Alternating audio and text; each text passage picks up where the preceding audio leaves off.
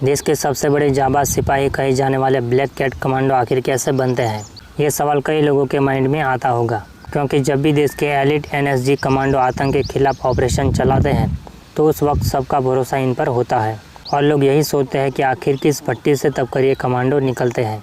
आज हम आपको बताते हैं कि एक एनएसजी का ब्लैक कमांडो कैसे बनता है ताकि वो ऑपरेशन के दौरान अपने काम से पीछे न हटे। कमांडोज की ट्रेनिंग बहुत ही कठिन होती है, जिसका सबसे बड़ा मकसद यही होता है कि अधिक से अधिक योग्य लोगों का सिलेक्शन हो सके। ठीक उसी तरह से कमांडोज फोर्स के लिए भी कई चरणों में चुनाव होता है। सबसे पहले जिन रंगरूटों का कमांडोज के लिए चयन होता है वह अपनी अपनी फोर्सेज के सर्वश्रेष्ठ सैनिक होते हैं।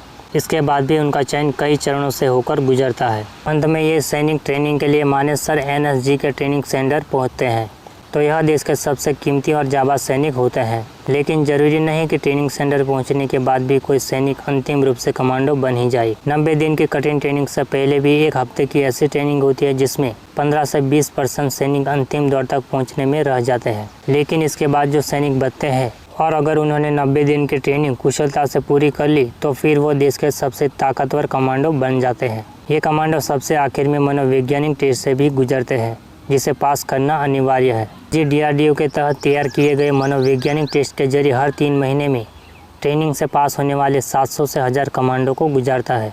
लेकिन देश के प्रधानमंत्री और दूसरे VVIP की सुरक्षा करने वाले SPG कमांडो वेना टेस्ट सिस्टम के जरिए कंप्यूटराइज मनोवैज्ञानिक टेस्ट से गुजरते हैं। इसके जरिए ज़्यादा सटीक नतीजे आने की उम्मीद रहती है। एनएसजी का गठन भारत की विभिन्न फोर्सेज से विशिष्ट जवानों को छांटकर किया जाता है। एनएसजी में 53% कमांडो सेना से आते हैं, जबकि 47% कमांडो पैरामिलिट्री फोर्सेस यानी CRPF, ITBP, RAAF और BSF से आते हैं।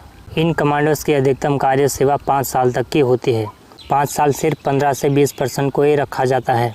बाकी कमांडोज के 3 साल पूरे होते ही उन्हें उनकी मूल फोर्सेस में वापस भेज दिया जाता है।